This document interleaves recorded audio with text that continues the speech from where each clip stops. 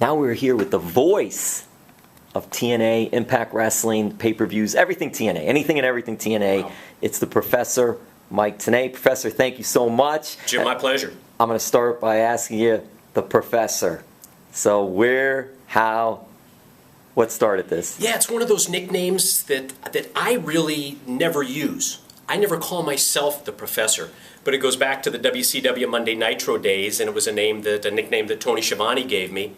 At that same time when we were doing Nitro in the 90s, the Atlanta Braves broadcast team, Skip Carey, Ernie Johnson, Pete Van Wieren. You got it, good memory. Pete was the Professor.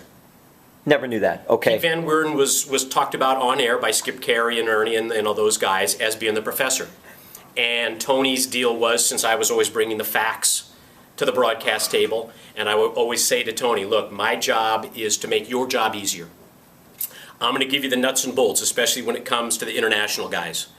The guys from Mexico, the guys from Japan, that's my specialty. Now, you don't have to really deal with that. You don't have to worry about that. It's going to make your job simpler.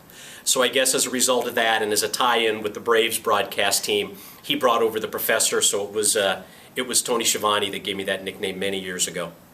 Mentioned Mexico, Japan. Mm-hmm. How much work did you do there, and just how did you get there? A lot of work, but at the same time, it was something that was very familiar to me.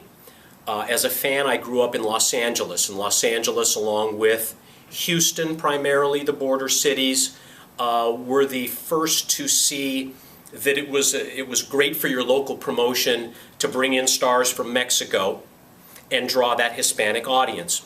So as a kid, when I'm going to the shows at the Olympic Auditorium in Los Angeles, here's the first time that the U.S. sees Mil Mascaras. Here's the first time that they see Gordman and Goliath as a tag team. All these innovators, Ray Mendoza, the father of the Villanos team, so many of the guys that they brought up who were such a big draw in L.A. So I had that basis and that background going in. And then when I was doing the national radio show, Wrestling Insider's show, which started in 1991, I could sense that the way that the Lucha Libre style was going, the way that the AAA promotion especially was going, I could just sense that that was really the next wave, the future. And what I did, quite honestly, was I went probably 24, maybe 30 trips to Mexico, most of them primarily to Tijuana, easy drive or flight from me in Las Vegas to go there, and got to know the AAA talent. This is before even When Worlds Collide, the big pay-per-view. And WCW, sure that they have. On the map. And, here I'm there live, and I'm seeing Rey Mysterio Jr. before anybody else has seen him. I'm seeing how important Eddie Guerrero is to that promotion. Art Barr. I'm seeing that up close and personal.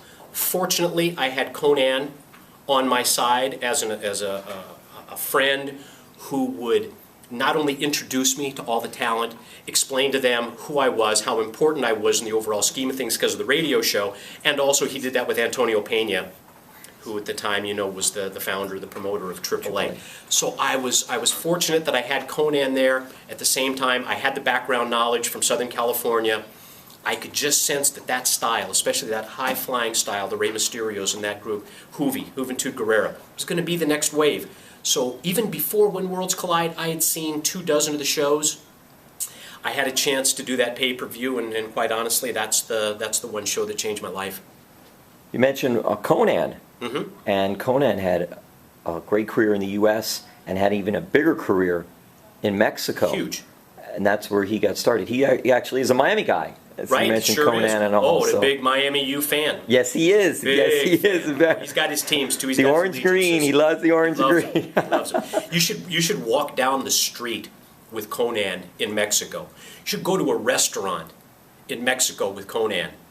I can tell you, I've done it many occasions, and to see the outpouring of the people that come from the kitchen, that drop everything that they're doing, to come and see him. And it's like that, really when you're with, a lot of the top talent from the Mexican promotions.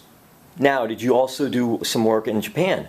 I did not, but I was a student of Japan. At the same time, what I was doing was I had initially in Los Angeles. I went to Los Angeles first, and in the Little Tokyo district of Los Angeles, they had stores that you could go to where they would get the weekly All Japan, New Japan TV shows on videotape originally.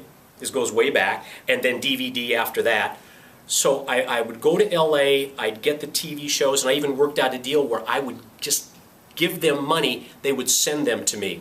And then it actually happened that in Las Vegas, where I lived, that there were stores that popped up where I could go and get the tapes and the DVDs each and every week. So I had a standing order, and I'd go every week or so and get the All Japan, New Japan DVDs, and I would watch every one of those shows.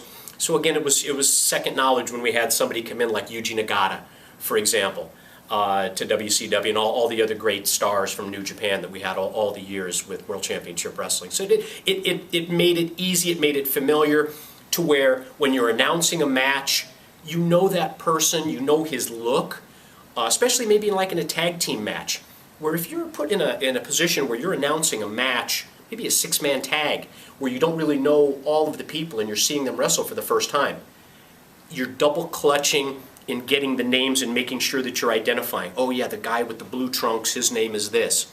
Where I didn't have that, it was secondhand knowledge to me. It was so simple, and it just made it real easy to be comfortable with the style of the wrestler and who that particular guy was.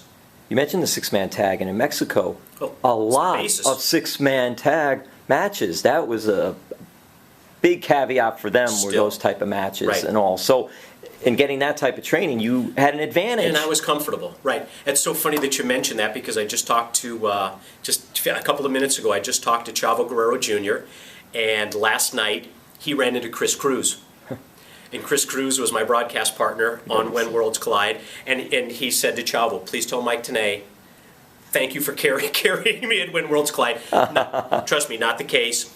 Chris Cruz was that guy who was there who as the play-by-play guy, and I made the job easier for him that night because of my knowledge and all that. But you know, it's a team effort when you're out there. Two-man booth, three-man booth.